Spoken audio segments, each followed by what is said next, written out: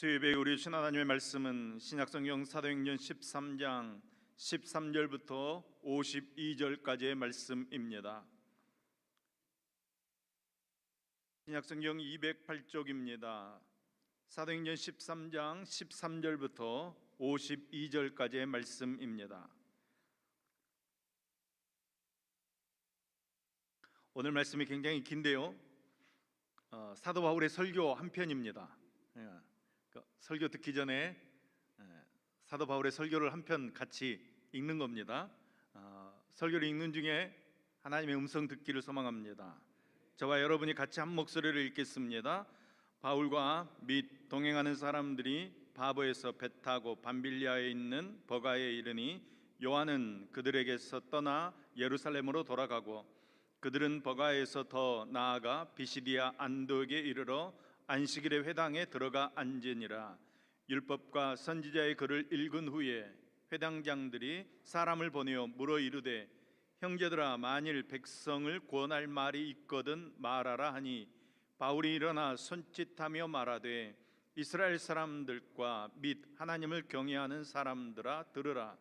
이 이스라엘 백성의 하나님이 우리 조상을 택하시고 애굽 땅에서 나그네 된 그 백성을 높여 큰 권능으로 인도하여 내사 광야에서 약 40년간 그들의 소행을 참으시고 가나안 땅 7족속을 멸하사 그 땅을 기업으로 주시기까지 약 450년간이라.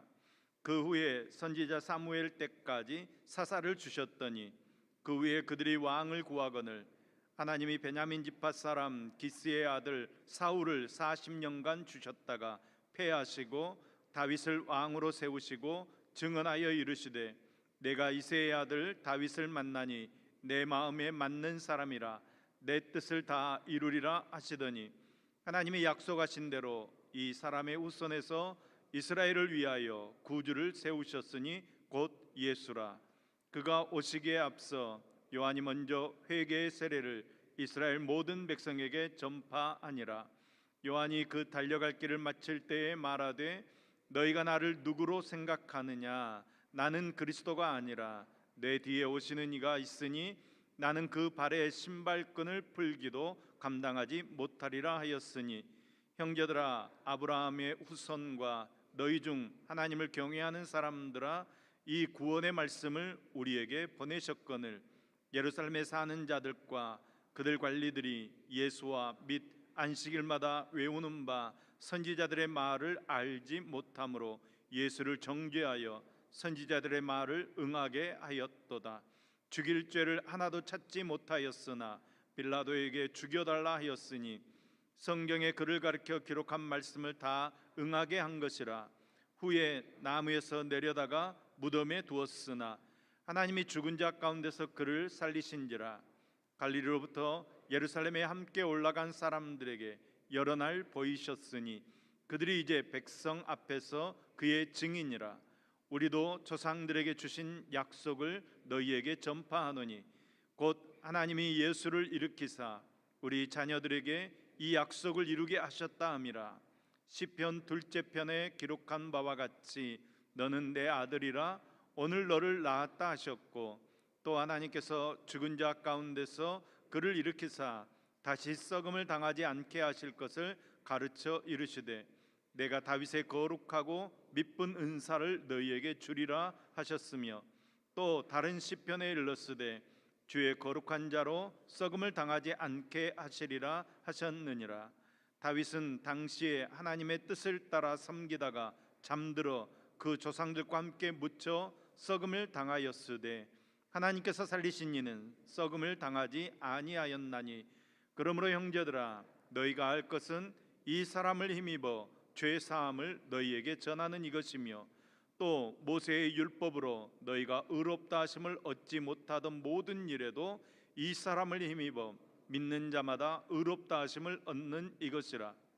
그런즉 너희는 선지자들을 통하여 말씀하신 것이 너희에게 미칠까 삼가라. 일러스되 보라, 멸시하는 사람들아, 너희는 놀라고 멸망하라. 내가 너희 때를 당하여 한 일을 행할 것이니 사람이 너희에게 일러줄지라도 도무지 믿지 못할 일이라 하였느니라 하니라. 그들이 나갈새 사람들이 청하되 다음 안식일에도 이 말씀을 하라 하더라. 회당의 모임이 끝난 후에 유대인과 유대교에 입교한 경건한 사람들이 많이 바울과 바나바를 따르니 두 사도가 더불어 말하고 항상 하나님의 은혜 가운데 있으라 구원하니라. 그 다음 안식일에 온 시민이 거의 다 하나님의 말씀을 듣고자 하여 모이니 유대인들이 그 무리를 보고 시기가 가득하여 바울이 말한 것을 반박하고 비방하거늘 바울과 바나바가 담대히 말하여 이르되 하나님의 말씀을 마땅히 먼저 너희에게 전할 것이로되 너희가 그것을 버리고 영생을 얻기에 합당하지 않는 자로 자처하기로 우리가 이방인에게로 향하노라. 주께서 이같이 우리에게 명하시되 내가 너를 이방인 빛으로 삼아 너로 땅끝까지 구원하게 하리라 하셨느니라 하니 이방인들이 듣고 기뻐하여 하나님의 말씀을 찬송하며 영생을 주시기로 작정된 자는 다 믿더라. 주의 말씀이 그 지방에 두루 퍼지니라. 이에 유대인들이 경건한 귀부인들과 그 신의 유력자들을 선동하여 바울과 바나바를 박해하게 하여 그 지역에서 쫓아내니 두 사람이 그들을 향하여 발에 티끌을 털어버리고 이오니온으로 가거늘 제자들은 기쁨과 성령이 충만하니라. 아멘. 아멘. 같이 한번 기도하겠습니다.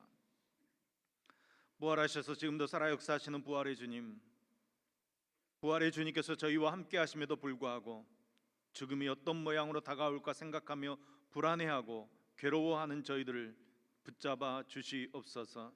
주님께서 영생의 소망을 저희에게 주셨음에도 이 어둠을 아직 없애버리지 못한 채 떨고 있는 연약한 존재들을 불쌍히 여겨 주시옵소서. 부활의 확신으로 말미암아 이 모든 문제를 해결할 수 있도록 믿음 더하여 주시옵소서. 이제 저희가 모든 의심과 괴로움 다 떨쳐버리고 부활의 증거자로 설 수 있도록 은혜 베풀어 주시옵소서. 오늘 또 우리에게 주실 말씀을 기대합니다. 주님의 말씀을 받아들이도록 우리의 마음을 준비해 주옵소서. 우리를 잠잠케 하옵시고 주님의 말씀만이 들려지도록 역사하여 주시옵소서. 들려지는 그 말씀에 우리가 아멘하게 하시고 그 말씀 따라 복받는 능력의 삶 살도록 붙들어 주시옵소서. 우리에게 말씀하여 주시는 예수님의 이름으로 기도합니다. 아멘. 아멘. 제가 사도행전 강해를 시작하면서 이제 이 강해를 어떻게 진행해야 하나 이제 공부할 때 제가 가장 눈여겨 보았던 것들은 사도행전에 나오는 설교들입니다.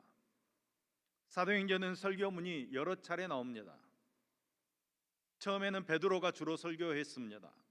그 중에 오순절 설교가 가장 대표적인 설교입니다.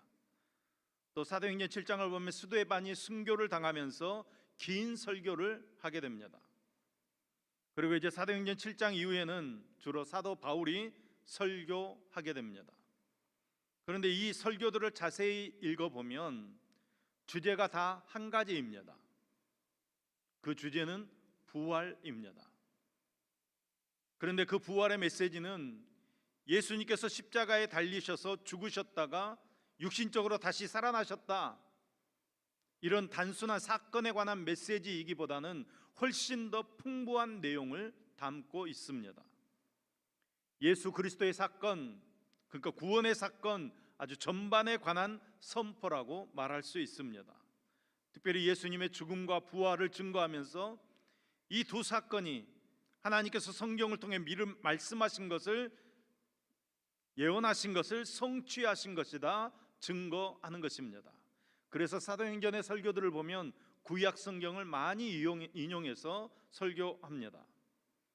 오늘 사도행전 13장에 나오는 바울의 설교도 마찬가지로 구약 성경을 인용해서 예수 그리스도를 증거하고 있습니다.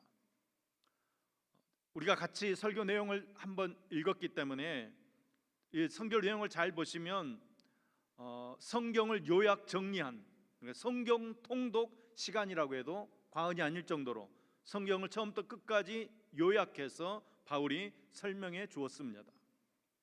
그러니까 오늘 지금 13절에서 52절까지 말씀 바울의 설교를 통해서 우리는 성경을 처음부터 끝까지 한번 들은 것입니다. 성경을 통독했다고 해도 과언이 아닐 정도로 성경을 잘 요약해서 우리에게 설명해 줍니다. 구브로에서 복음을 전한 바울 일행이 배를 타고 소아시아 지역인 밤빌리아 버가로 가서 복음을 전합니다. 더 나아가서 비시디아 안디옥에 이르러서 회당에 들어가서 복음을 전하게 되는데, 이 비시디아 안디옥의 회당에서 바울이 최초로 이제 설교하게 됩니다. 이전에도 복음을 전하면서 이런저런 말씀을 전하기는 했지만 회당에서 공식적으로 설교하는 것은 이번이 처음입니다. 바울과 바나바는 안식일이 되자 회당에 들어가 앉았습니다. 회당 안에서는 율법서와 예언서가 낭독되었습니다. 그런데 이 낭독이 끝나고 회당장들이 바나바와 바울에게 사람을 보내왔습니다. 15절 말씀입니다.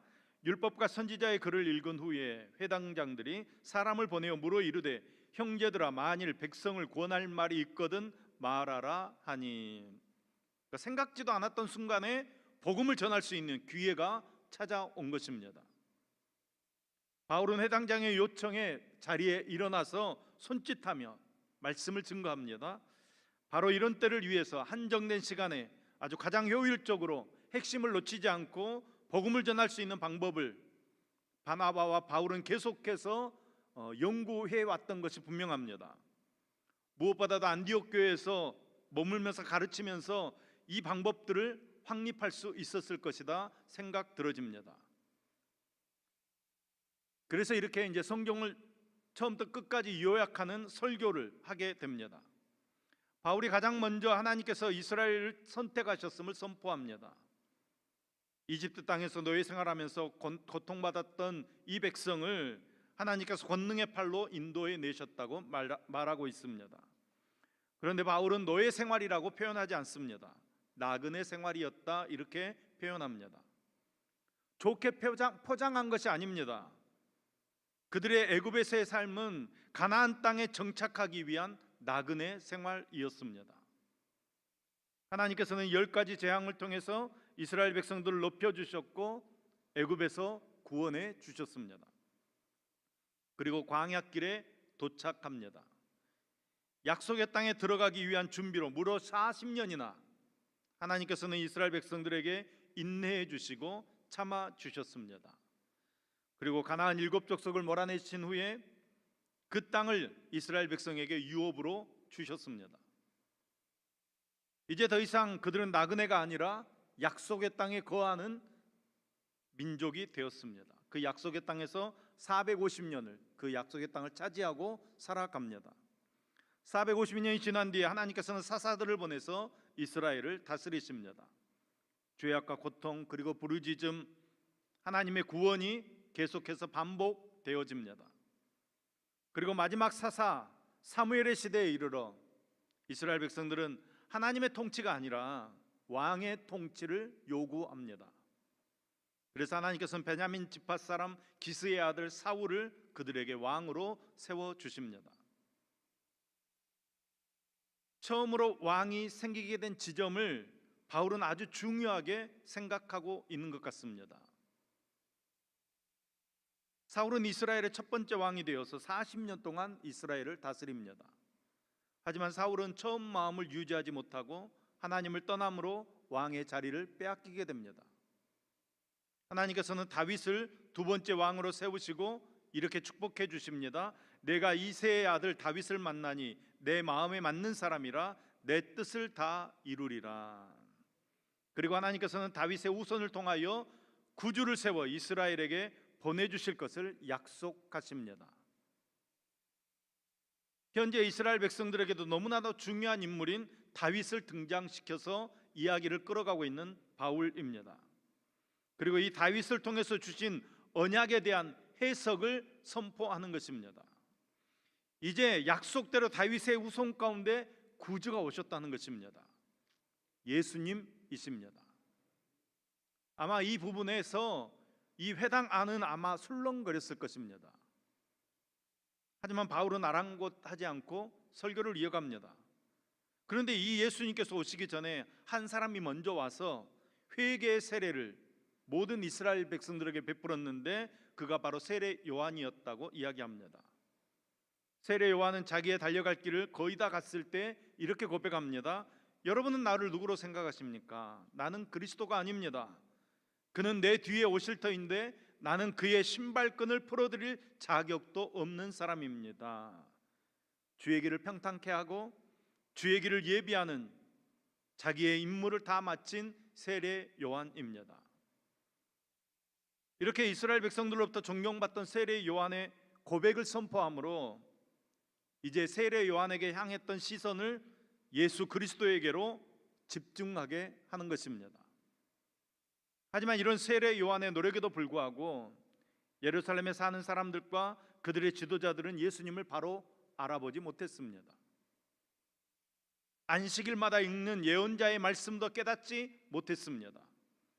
그래서 예수님을 정죄하는 것입니다. 앉아서 바울의 설교를 듣고 있던 사람들의 마음이 뜨끔했을 것입니다. 바울은 이제 가장 중요한 부분에서 아주 더욱 차분하게 말씀을 전합니다.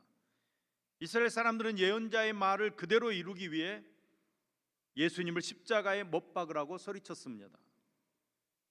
사실 그들은 예수님을 죽일 만한 아무런 죄도 이유도 찾지 못했지만 빌라도에게 강요하여서 예수님을 죽이게 했습니다.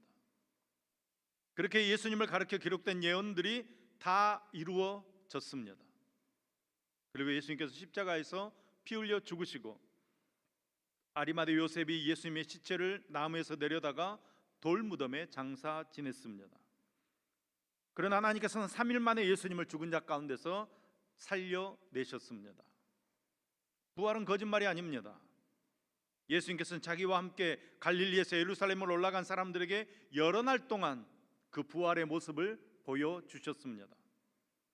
이렇게 부활하신 예수님을 본 사람들은 지금 백성들에게 예수님의 증인 역할을 하고 있다는 것입니다. 바울 자신이 바로 그러한 증인이라는 것입니다. 자신이야말로 예수 믿는 사람들 핍박하는데 앞장섰던 사람입니다. 하지만 그런 자신에게 예수님께서 찾아오셔서 예수님을 만나게 됩니다. 자신을 찾아오신 예수님께서 지금 이 자리에 앉아있는 모든 이들에게 찾아오시기를 소망하는 마음으로 바울은 지금 말씀을 전하고 있는 것입니다. 바울은 본격적으로 자신이 이 자리에 서서 지금 성경 통독을 진행하는, 설교를 진행하는 이유를 설명합니다.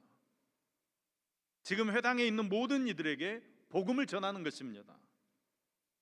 바울은 하나님께서 예수를 일으키셔서 이스라엘의 후손인 우리들에게 그의 약속을 이루어 주셨다고 선포합니다.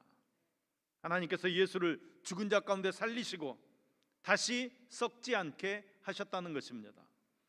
이 약속을 처음 받았던 다윗은 사는 동안 하나님의 뜻을 받들어 섬기며 살았습니다. 하지만 그는 잠들어서 조상들 곁에 묻혀 썩고 말았습니다. 그러니 하나님께서는 다윗에 대해서 말씀하신 것이 아니라 다윗의 후손으로는 구주 되시는 예수님에 대해서 말씀하신 것이라는 것입니다. 그래서 하나님께서 살리신 예수님께서는 썩지 않으신다는 것입니다. 영원히 우리와 함께 하신다는 것입니다. 바로 그 예수님으로 말미암아 우리의 모든 죄가 용서되어지고 용서되었다는 것이 선포되어진다는 것입니다. 우리가 모세의 율법으로는 의롭게 될 수 없었던 그 모든 일에서 우리가 풀려나서 이제 죄에서 자유를 누리게 된다는 것입니다.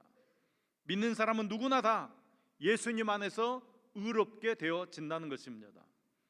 율법에 억눌려 하루하루 정죄받고 죄책감에 시들려 살던 사람들에게 자유함을 허락하는 복음을 선포하셨다는 것입니다. 앉아있던 사람들은 누구나라는 말에 엄청 놀랐을 것입니다.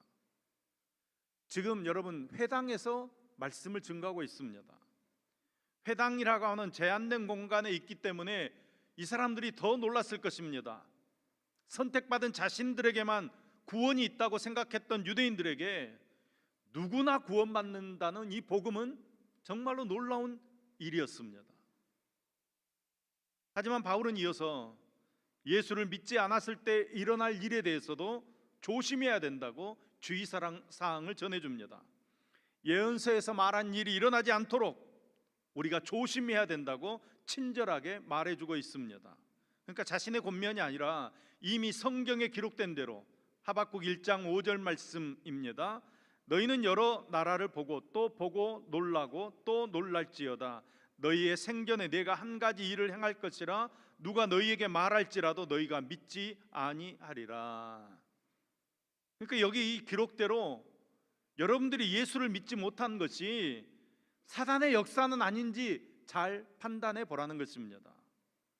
복음이 선포될 때 믿음을 가져야 한다는 것입니다. 바울은 유대 사람들과 경건한 개정자들을 포함해서 모든 백성들이 이 권면에 귀를 기울일 것을 호소하면서 더 많은 말씀을 듣고 싶어하는 이들에게 늘 하나님의 은혜에 머물러 있어야 할 것을 권면합니다. 그리고 축복해 주었습니다. 여러분, 하나님의 말씀을 듣는 것이 축복입니다. 하나님의 은혜가 축복인 줄로 믿습니다. 형식적이고 율법적인 신앙이 아니라 오늘 또 역사하시는 하나님의 말씀, 하나님의 은혜를 경험해야 합니다. 여러분, 그 시작은 말씀으로부터 시작되는 것입니다. 올바른 복음에 대한 이해로부터 시작되어지는 것입니다. 이렇게 구약과 복음서에 이르기까지 성경 통독이 끝이 납니다. 아마 바울이 아니었다면 이렇게 요약할 수 없었을 것입니다. 하나님께서는 그래서 하나님의 택한 그릇으로 바울을 선택하신 것입니다. 자신에게 주어진 한정된 시간에 바울은 복음을 전했습니다. 그리고 무엇보다도 이 바울이라는 인물이 전하는 예수 그리스도에 대한 복음은 더욱 많은 이들에게 반전을 전하며 각인되어졌습니다. 그리고 실제로 이 복음을 듣고 많은 사람들이 바나바와 바울을 따르기 시작했고, 그 다음 안식일이 되었을 때는 온 동네 사람들이 거의 다 하나님 말씀을 들으려고 회당에 모여들게 됩니다. 44절 말씀입니다. 그 다음 안식일에는 온 시민이 거의 다 하나님의 말씀을 듣고자 하여 모이니. 아멘, 아멘. 여러분, 진짜 하나님의 말씀을 듣는 사람들에게는 당연히 이런 결과가 나타나는 것입니다. 하나님의 말씀은 우리를 기대하게 하는 것입니다. 하나님의 말씀은 우리를 자연스럽게 말씀 앞으로 모이게 하는 것입니다. 우리에게도 이런 말씀의 역사가 일어나기를 간절히 소망합니다. 하지만 유대 종교 지도자들은 이런 무리들을 보고서 시기심이 가득 차서 바울과 바나바가 한 말을 반박하고 비방하기 시작합니다. 그런데 이런 반박과 비방은 오히려 더욱더 복음이 아름답게 꽃피게 되는 기회가 되어집니다. 바울과 바나바는 유대 사람들의 반응을 본 후에 이렇게 결단합니다. 46절, 47절 말씀입니다. 바울과 바나바가 담대히 말하여 이르되 하나님의 말씀을 마땅히 먼저 너희에게 전할 것이로되 너희가 그것을 버리고 영생을 얻기에 합당하지 않는 자로 자처하기로 우리가 이방인에게로 향하노라. 주께서 이같이 우리에게 명하시되 내가 너를 이방의 빛으로 삼아 너로 땅끝까지 구원하게 하리라 하셨느니라 하니. 아멘, 아멘. 이사야 49장 6절 말씀을 인용하면서 이제 본격적으로 이스라엘만의 하나님이 아니라 모든 민족의 빛이 되어 땅끝까지 구원을 이루시는 하나님을 선포하는 것입니다. 그러니까 이스라엘 안에만 있었던 복음이 이제 바나바와 바울을 통해서 많은 민족에게로 복음이 증거되어지는 것입니다. 유대 종교 지도자들의 시기심, 복음을 받아들이지 않고 복음을 핍박하는 그런 일들을 통해서 하나님은 하나님의 뜻을, 하나님의 말씀을 이루어 가는 것입니다. 정말로 주님의 말씀을 소망하는 사람들, 그런 사람들을 영원한 생명 얻도록 초청해 주시고, 그리고 정하신 사람들은 모두 믿는 믿음의 역사가 일어나는 것입니다. 그리고 이 비시디아 안디옥에서 회당을 방문했던 바울과 바나바의 전도 여행의 결과를 성경은 이렇게 기록합니다. 49절 말씀입니다. 주의 말씀이 그 지방에 두루 퍼지니라. 아멘. 이런 역사가 우리에게 있기를 소망합니다. 우리 신창 지역에 주의 말씀이 두루 퍼지기를 소망합니다. 여러분의 가정에 주의 말씀이 두루 퍼지게 되기를 간절히 소망합니다. 여러분의 사업장에 주의 말씀이 두루 퍼지기를 간절히 소망합니다. 물론 이런 상황을 보며 너무나도 배가 아팠을 유대인들은 그들이 가장 잘 하는 방법, 선동을 통해서 경건한 기부인들과 성의 지도층 인사들을 부추겨 가지고 바울과 바나바를 박해합니다. 그래서 바울과 바나바를 그 지방에서 쫓아내버립니다. 그런데 오히려 그 핍박을 통해서 바울과 바나바는 비시디아 안독에 머무르지 않고 다른 지방에 다니며 복음을 전하게 되는 것입니다. 성경의 말씀 표현대로 발의 먼지를 털어버리고 다시 기쁨의 여행을 떠나는 바울과 바나바의 얼굴을 여러분 한번 상상해 보시기 바랍니다. 박해가 있어도, 핍박이 있어도 주의 말씀이 이루어질 줄로 믿고 주의 뜻대로 이루어질 줄로 믿고 오히려 감사하고 찬양하는 바울과 바나바를 볼 수 있기를 소망합니다. 여러분, 우리의 삶에 힘든 문제들이 생깁니다. 어려운 문제들이 생깁니다. 그런데 여러분, 우리는 목표가 분명합니다. 주의 복음, 주의 나라. 여러분, 하나님께서 그 일을 이루실 줄로 믿습니다. 말씀을 잘 보십시오. 이 모든 소식이 제자들에게 전해집니다. 제자들은 기쁨과 성령으로 가득 찼다고 말씀합니다. 52절 말씀입니다. 제자들은 기쁨과 성령이 충만하니라. 아멘. 하나님의 일하심, 말씀의 역사, 기쁨과 성령으로 충만한 역사가 일어나는 것입니다. 끝까지 하나님 방법 의지하고 말씀 의지하고 오직 그 방법으로 우리도 일해야 함을 성경이 분명하게 보여주는 것입니다. 이렇게 사도행전 13장은 막을 내리게 됩니다. 성령의 인도하심을 따라 바울과 바나바를 파송했던 안디옥 교회의 이야기로부터 시작해서 기쁨과 성령으로 가득 차 있는 제자들의 이야기로 13장이 끝이 납니다. 우리는 사도행전 13장을 보면서 바울이 구약과 복음서를 한 장으로 요약해 준 성경 통독 설교를 살펴보았습니다. 우리도 누군가가 말씀을 권면할 때, 누군가가 말씀을 듣고자 할 때 말씀을 전할 수 있어야 합니다. 복음을 전할 기회가 찾아오면 복음을 전할 수 있어야 합니다. 오늘 사도행전 13장이 좋은 예가 될 것입니다. 사도행전 13장이 복음을 전하기 좋은 이유가 있습니다. 바울은 오로지 말씀만 전했습니다. 여러분, 복음은 곧 말씀입니다. 전하는 자는 그저 통로일 뿐입니다. 전하는 자의 생각과 방법과 느낌, 독후감 이런 것들 전할 필요가 없습니다. 오로지 말씀부터 시작하여 말씀으로 끝나면 되는 것입니다. 반응에 대해 기뻐하거나 안타까움을 토로할 필요도 없습니다. 비방이나 반박에 항변할 필요도 없습니다. 그러니까 설득할 필요가 없다는 것입니다. 그래서 설교를 선포라고 합니다. 로마서 10장 17절 말씀입니다. 그러므로 믿음은 들음에서 나며 들음은 그리스도의 말씀으로 말미암았느니라. 아멘. 믿음은 들음에서 나는데 여러분, 무엇을 들어야 합니까? 말씀을 들어야 합니다. 그리스도의 말씀을 들어야 믿음이 생기는 것입니다. 바울은 오직 말씀을 기초로 하여 말씀을 통해서 말씀을 전하는 것입니다. 바울이 말씀을 전할 때 하나님께서 친히 말씀하시는 것입니다. 그래서 말씀처럼 보이는 것들의 홍수 속에 우리가 살아가지만 진짜 말씀에 대해서 목마름을 느끼는 사람들에게 하나님의 말씀이 그대로 전해지니까 많은 사람들이 그 말씀에 반응하게 되는 것입니다. 여러분, 설교를 잘 우리가 읽어봐서 알겠지만 미사 억구가 가득한 유려한 설교가 아닙니다. 바울은 자신이 어떻게 회심했는지 간증하지 않았습니다. 세상 이야기하지 않았습니다. 바울은 담백하게 오직 말씀만 전했습니다. 그러니 여러분, 우리도 복음을 전할 기회가 생기면 말씀을 전해야 합니다.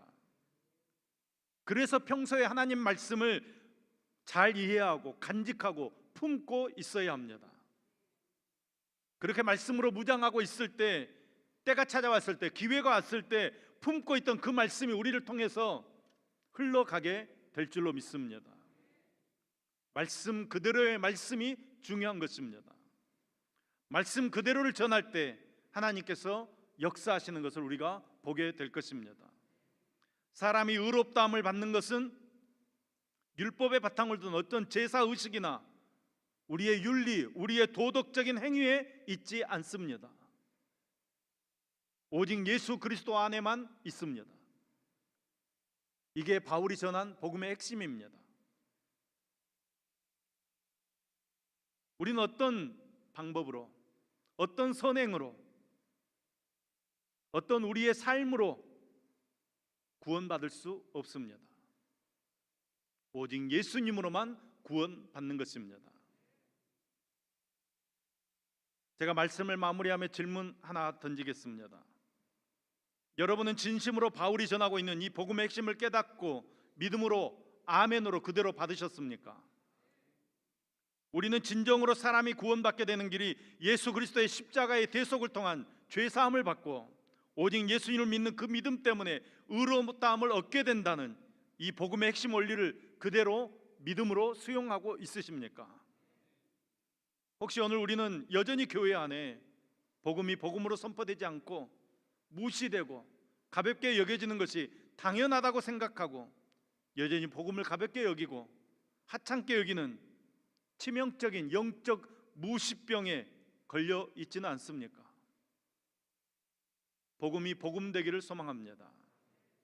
복음이 복음으로 선포되기를 소망합니다. 복음이 복음으로 인정되고 복음 앞에 우리가 무릎을 꿇고 복음으로 우리의 전 인격과 전 삶이 변화되는 능력을 경험하는 저와 여러분 되기를 소망합니다.